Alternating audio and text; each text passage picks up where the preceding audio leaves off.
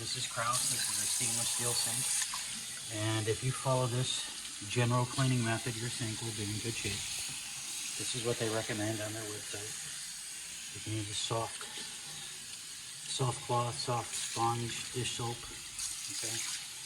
In this case, we're using Supreme Surface sponge and Dawn dishwashing soap.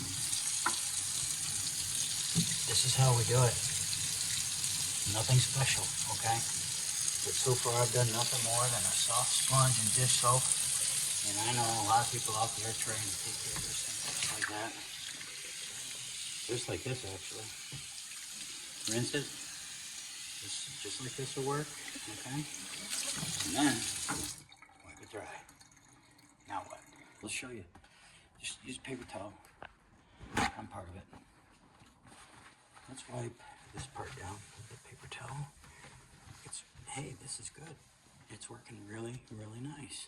General cleaning, dish soap, soft sponge, right? Just like this, Supreme Surface sponge.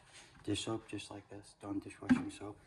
And a paper towel, just like this. Just a cheap old ordinary paper towel. And you can make your stainless steel sink look and stay just like this.